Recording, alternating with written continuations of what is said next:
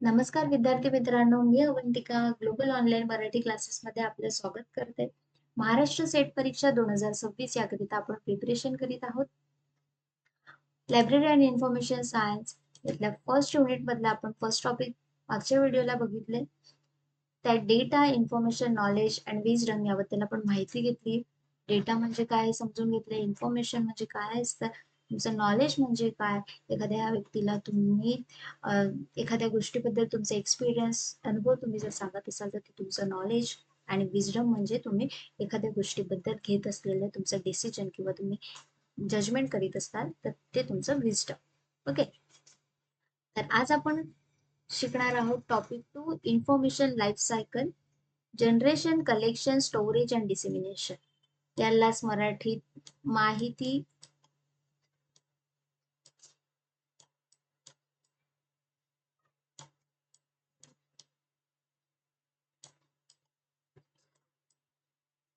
जीवन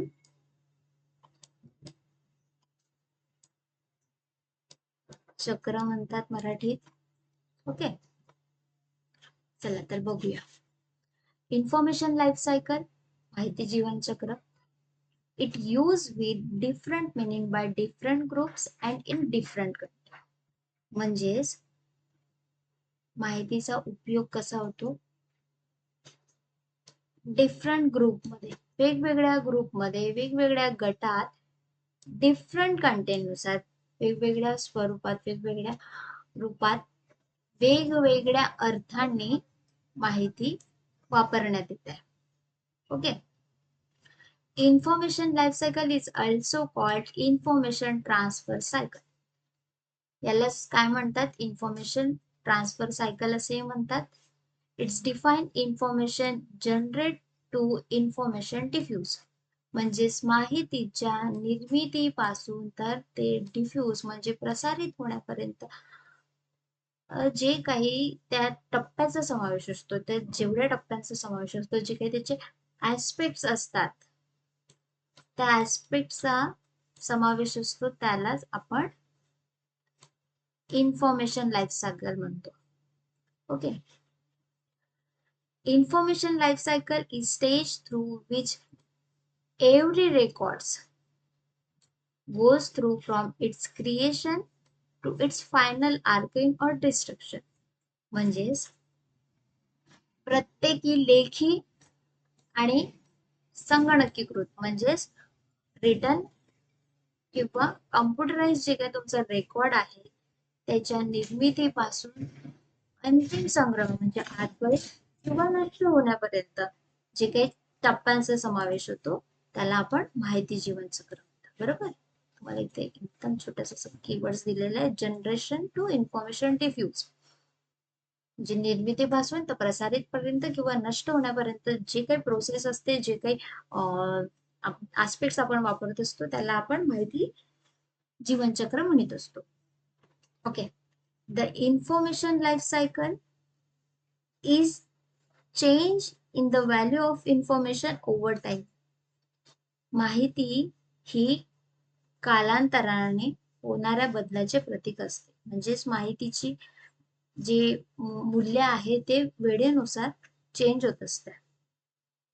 okay, जेव्हा data प्रथम okay sorry, when data is first created, it often has the highest value and is used frequently. म्हणजेच data प्रथम तयार केला जातो तेव्हा त्याचे मूल्य काय असते, सर्वाधिक असते, जास्तीत जास्त आपण त्याचा वापर करीत असतो. ओके, आणि तो वारंवार वापरत असतो. ऑब्जेक्ट्स काय आहे, आता याचे उद्दिष्ट काय आहे जीवनचक्राचे ते बघून घेणार आहोत. उद्दिष्टे,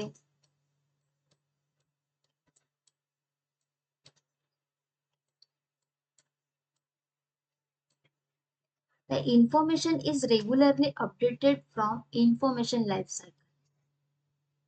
माहिती काय, माहितीचे नियमित अद्ययावतीकरण म्हणजे अपडेशन करणे, सुनिश्चित करणे आहे.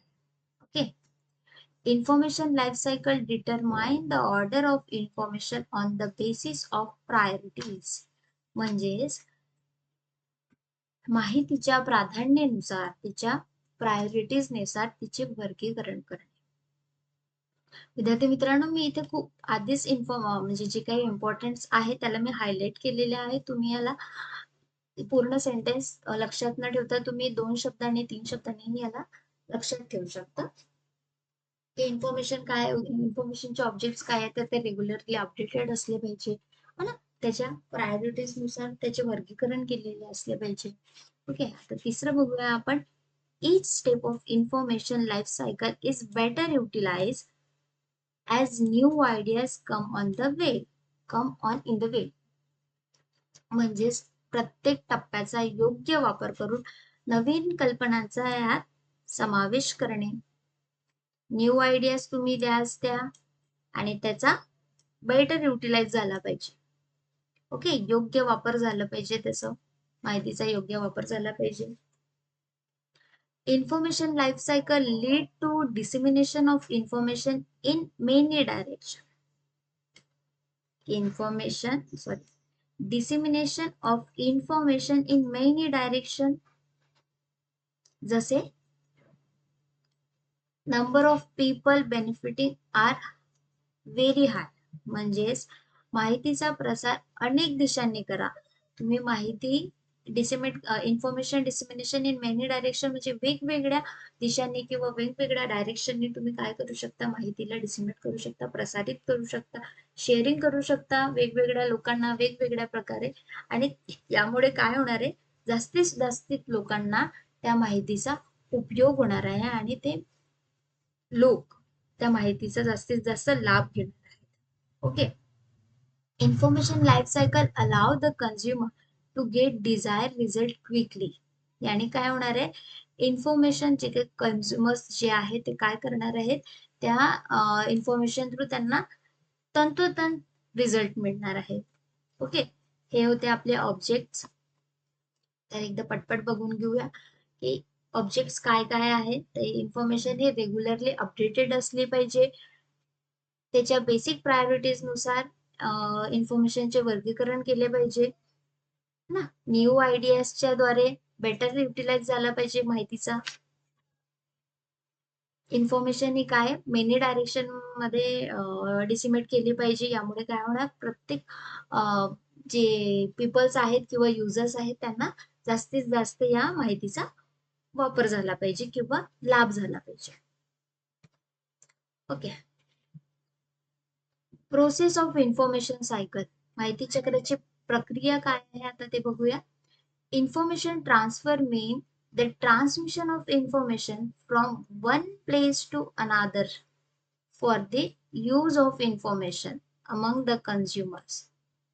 म्हणजेच माहितीच्या एका ठिकाणाहून दुसऱ्या ठिकाणी प्रसार करणे, ज्यामुळे ही माहिती काय होईल, विविध वापरकर्त्यापर्यंत पोहोचू शकेल आणि तो त्याचा लाभ घेऊ शकेल, त्याचा उपयोग करू शकेल.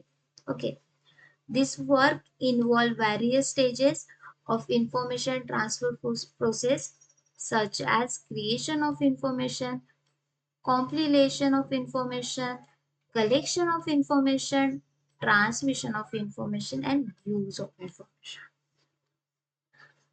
काय म्हणतं इकडे की यात व्हॅरियस स्टेजचा उपयोग आहे इन्फॉर्मेशन ट्रान्समिट प्रोसेस मध्ये.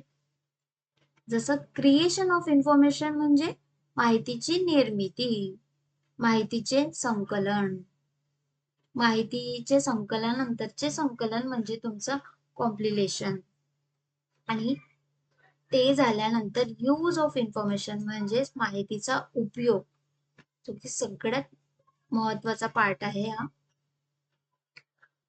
Through all this mean information travel to its destination better and result come out positively.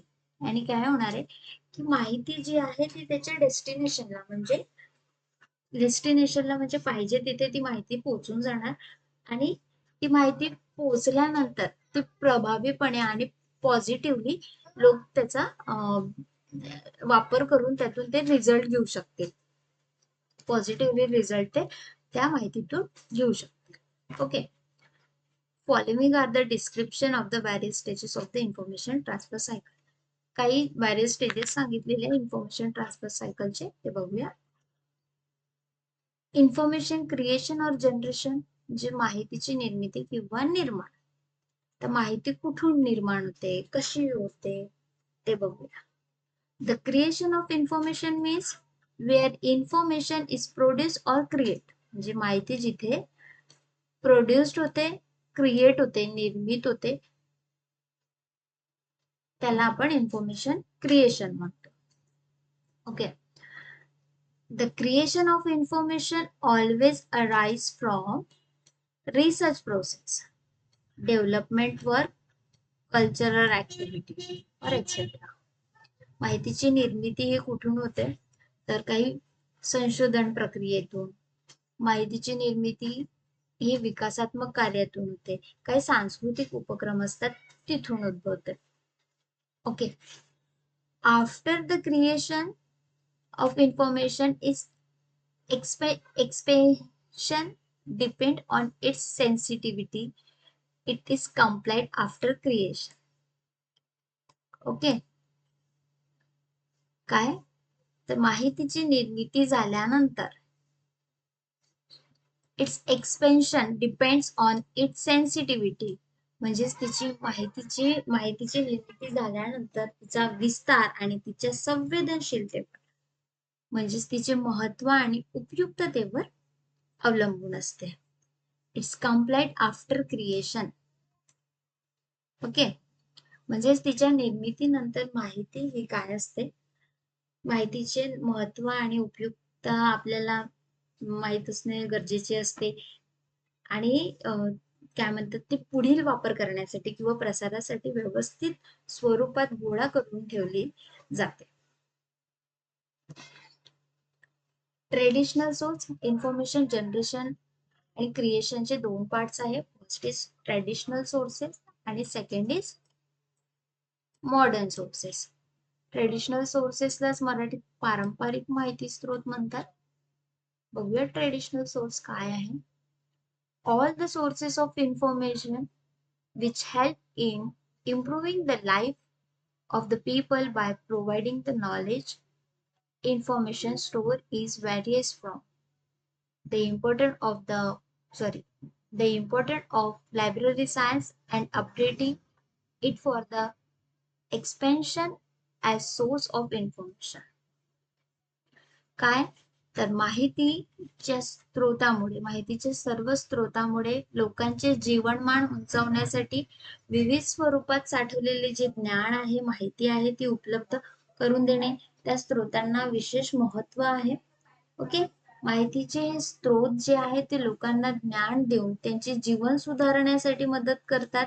माहितीचे स्रोत समजून घेण्यासाठी आणि त्याचा योग्य वापर करण्यासाठी ग्रंथालय विज्ञानाचे म्हणजे लायब्ररी सायन्सचे मोठे महत्व आहे. ग्रंथालय विज्ञानाच्या माध्यमातून माहितीचे व्यवस्थापन, तिचे जतन, प्रसारण आणि वापर अधिक प्रभावीपणे केला जातो. लायब्ररी सायन्सच्या माध्यमातून काय, इन्फॉर्मेशन मॅनेजमेंट, तिचं प्रिझर्वेशन, तिचं डिसेमिनेशन आणि ती उपयुक्त, तिचा यूज हा इफेक्टिव्हली केला जातो. तसेच माहितीच्या स्रोताचा विस्तार करण्यासाठी आणि त्यांना अद्यावत करण्यासाठी, ओके, जे काही माहितीचे सोर्स आहेत त्याला डिसिमेट करण्यासाठी, त्याला अजून वाढवण्यासाठी, विस्तारित करण्यासाठी माहितीला अद्यावत करणे हे ग्रंथालय विज्ञानाचे सतत आधुनिकीकरण आहे, ज्यामुळे समाजाच्या सर्व स्तरापर्यंत उपयुक्त माहिती पोहोचू शकते. ओके. हे होतं ट्रेडिशनल सोर्सेस. मॉडर्न सोर्सेस मध्ये काय सांगितलंय, आधुनिक माहिती आपण याला म्हणतो, आधुनिक माहिती स्रोत म्हणतो. Modern sources of information generation have proved to be a new way of life for library science. म्हणजेच आधुनिक माहिती स्रोत हे ग्रंथालय विज्ञानासाठी नवीन जीवन पद्धती सारखे सिद्ध झाले आहे. Okay. For computer programmer and many organization networks are actively active in the field of research and development for the production of the new information. जसे संगणक प्रोग्रामर, संशोधन संस्था आणि विविध संघटना आहेत नेटवर्क्सच्या, तर नवीन माहितीची निर्मिती, संशोधन, विकास या क्षेत्रामध्ये काय आहे, ऍक्टिव्ह आहे, सक्रिय आहे. Due to the modern sources of the importance of library science is increasing day by day. काय तर या आधुनिक माहिती स्रोतामुळे काय होते, माहितीचे संकलन होणे, साठवणे, प्रसारण करणे त्याचा अधिक वेगवान व प्रभावीपणे झाला आहे. त्यामुळे काय ग्रंथालयाचे विज्ञानाचे महत्व, ग्रंथालय विज्ञानाचे जे महत्व आहे ते काय होते, दिवसेंदिवस वाढत आहे. लायब्ररीजला काय म्हणतात इम्पॉर्टन्स मिळत चालले आहे. ओके, आजकालच्या डिजिटल युगात काय आहे, ऑनलाईन डेटाबेसेस, ई पुस्तके जे आहेत, ई जर्नल्स आहेत, मल्टीमीडिया आहेत. मल्टीमीडिया म्हटलं तुमचं सोशल मीडिया आलं, त्याद्वारे पण तुम्हाला खूप काही इन्फॉर्मेशन मिळत जाते. विविध इलेक्ट्रॉनिक साधने आहेत. त्यामुळे काय होते, ही सगळी काय आहे, तुमच्या आधुनिक मॉडर्न सोर्सेसची काय आहे, तुमचे उदाहरणे आहेत. ओके, दुसरा आहे information production and information dissemination, म्हणजेच माहितीचे उत्पादन आणि तिचे प्रसारण. सो इन्फॉर्मेशन प्रोडक्शनला माहिती निर्मिती, बरोबर, उत्पन्न कुठे होते माहितीचा, ते आहे. Information production refer to the process of creating, gathering and organising information to meet specific need or goals. माहिती निर्मिती म्हणजे विशिष्ट गरजा किंवा उद्दिष्टे पूर्ण करण्यासाठी माहिती तयार केली जाते, माहिती गोळा केली जाते आणि तिचे व्यवस्थापन करणे जाते. ही जी प्रक्रिया आहे ती म्हणजे इन्फॉर्मेशन प्रोडक्शन, माहिती निर्मिती. ओके, या प्रक्रियेमध्ये काय होतं, this can included research, data collection, analysis and content creation. यात काय संशोधन, तुमचं डेटा संकलन म्हणजेच माहिती संकलन, ओके, अनालिसिस तुमचं विश्लेषण आणि विविध प्रकारचे माहिती रूप म्हणजे विषय वस्तू तयार करणे, या सगळ्या गोष्टीचा यात समावेश होतो. इन्फॉर्मेशन डिसेमिनेशन, माहितीचा प्रसार. It is the process of sharing and distributing information to users. माहिती विविध दिशाने वापरकर्त्यापर्यंत पोहोचवणे किंवा ती शेअर करणे, वाटप करणे माहितीचं, ते म्हणजे इन्फॉर्मेशन डिसेमिनेशन. आता ती माहिती कशाद्वारे पोहोचवायची, through the many direction such as publications, presentation और digital media, different institutes, associations, libraries. मग आता ती माहिती कशी आपण युजर्सला देणार आहोत, तर कशाद्वारे, तुमचा पब्लिकेशनद्वारे. तुम्ही एखादा लेख लिहित असाल तर त्याचं पब्लिकेशन करून, तुम्ही तुमच्या प्रेझेंटेशन थ्रू, डिजिटल मीडियाचा वापर करून, जे काही डिजिटल माध्यम आहे त्याचा वापर करून, किंवा विविध संस्था असतात, संघटना असतात, याद्वारे, आणि मेन म्हणजे तुमच्या लायब्ररीजद्वारे तुम्ही हे इन्फॉर्मेशन काय करू शकता, डिसमिनेट करू शकता, त्या युजर्स पर्यंत पोहोचवण्याचं काम तुम्ही या माध्यमातून करू शकता.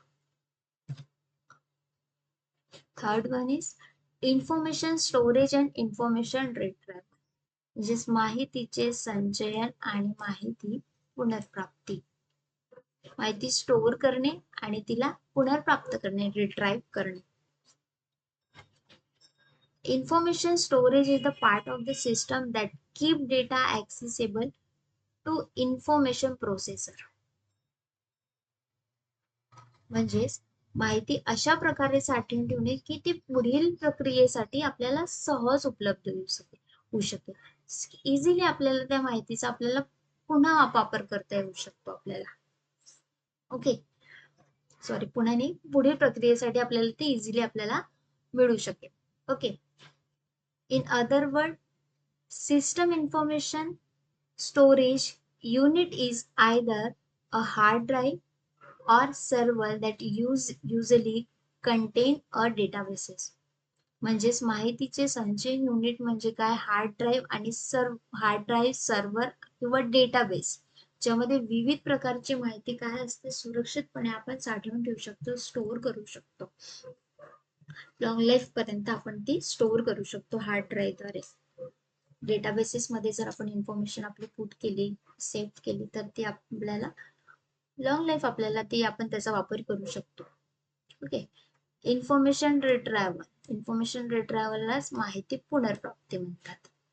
These databases must be accessible frequently. So manager, accountant or auditor can retrieve the information and analysis the study of any organization. जसं आता एखाद्या डेटाबेसेस मध्ये माहिती साठवली, ती माहिती काय करतो, व्यवस्थापक, लेखापाल, लेखापरीक्षक असतो, यांना नियमितपणे ती वापरता यावी यासाठी ती काय होते, सहज प्राप्त करता येते. म्हणजे ते माहितीचं रिट्राईव्ह करणे आवश्यक आहे, पुनर्प्राप्त करणे आवश्यक आहे. या प्रक्रियेमुळे संस्था आणि संघटनेच्या स्थितीचे विश्लेषण आणि मूल्यमापन करणे काय होते, सुलभ होते. इझिली आपल्याला इन्फॉर्मेशन आपण सेव्ह करून ठेवली, ती इन्फॉर्मेशन आपल्याला कधीही कितीही वर्षानंतर आपल्याला काय झाली पाहिजे, इझिली आपल्याला ऍक्सेस झाली पाहिजे, इझिली आपल्याला ती अवेलेबल असली पाहिजे. म्हणजेच ते तुमचं इन्फॉर्मेशन स्टोअर करून ठेवली आणि ती इझिली तुम्हाला मिळाली, हेच तुमचं इन्फॉर्मेशन काय म्हणतात त्याला, पुनर्प्राप्ती किंवा information retrieval. Okay. Fourth, utilization and access of information resources. Utilization and access of information resources म्हणजे इन्फॉर्मेशन रिसोर्स, माहितीचे जे स्रोत आहेत ते कोणीही वापरू शकते, त्याचा कोणीही ऍक्सेस घेऊ शकतो. आपण इथे असं स्पेसिफाय केलेलं नाहीये की फक्त याच युजरनी ती इन्फॉर्मेशन ऍक्सेस केली पाहिजे किंवा युटिलाइज केली पाहिजे. मग तो युजर जो आहे तो पॅट्रन्स असू शकतो, तो रिसर्चर असू शकतो, तो डॉक्टर असू शकतो, तो सायंटिस्ट असू शकतो, किंवा तो ओल्ड मॅन असू शकतो, रिटायर पर्सन पण असू शकतात, छोटं बाळ सुद्धा, छोटं बाळ मीन्स चाइल्ड जे असतात छोटे, ते पण असू शकतात. ओके. म्हणजे कुठल्याही टाइप्सचे युजर जे आहेत त्यांच्यापर्यंत इन्फॉर्मेशन गेली पाहिजे आणि ती इन्फॉर्मेशन त्या त्या कॅटेगरीनुसारच्या युजर्सने ते यूज केली पाहिजे. ओके. फिफ्थ काय आहे, इन्फॉर्मेशन डिफ्युजन.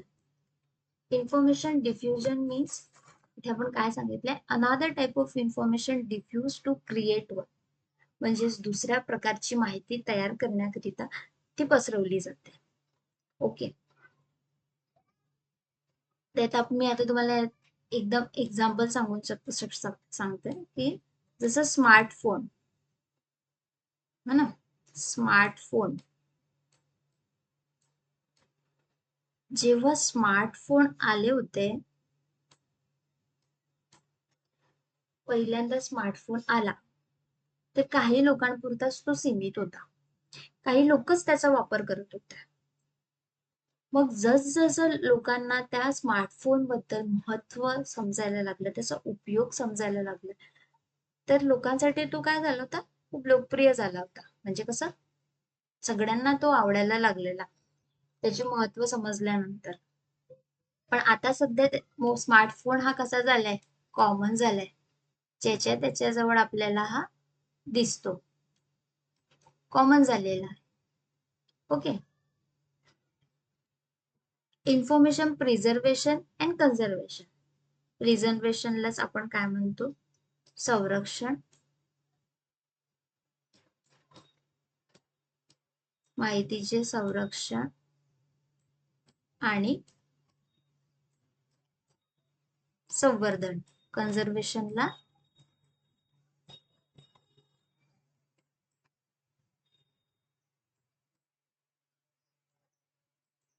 संवर्धन म्हणतात. ओके. तर माहिती प्रिझर्व करून ठेवणे, माहितीला सुरक्षित करणे, माहितीला कुठल्याही गोष्टीपासून हानी होण्यापासून वाचवणे, तिचं नुकसान होण्यापासून तिला वाचवणे, तिला प्रोटेक्ट करणे म्हणजे तुमचं इन्फॉर्मेशन प्रिझर्वेशन. इन्फॉर्मेशन कन्झर्वेशन काय आहे? तर ही माहिती, कोणतीही माहिती असू द्या, ती माहिती काय झाली पाहिजे, दीर्घ काळापर्यंत भविष्यासाठी आपल्याला उपयुक्त असली पाहिजे. बरोबर? जसे की मॅन्युस्क्रिप्ट घेतला आपण. मॅन्युस्क्रिप्ट काय आहे? हे आता काय सगळे लायब्ररीज जास्तीत जास्त मॅन्युस्क्रिप्टवर भर आहे.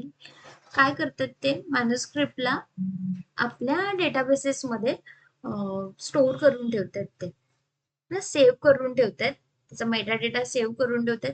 कशासाठी? तर जे काही पुढील भविष्यासाठी जे लोक आहेत, जे युजर्स आहेत, त्या युजर्सला वापरता आली पाहिजे म्हणून. ओके. तर हे होतं आपले इन्फॉर्मेशन लाईफ सायकल. आता आपण क्रिएशन जाणून घेतलं. इन्फॉर्मेशनचं क्रिएशन काय असतं, डिसिमिनेशन काय असतं, स्टोरेज करून केल्यामुळे काय होईल आणि पुनर्प्राप्त कशी झाली पाहिजे याबद्दल आपण जाणून घेतले. याबद्दल तुम्हाला काहीही क्वेरीज असेल तर ते क्वेरीज तुम्ही नक्कीच कमेंट बॉक्समध्ये टाकू शकता आणि मला नक्की तुम्ही ते सांगू शकता. थँक्यू.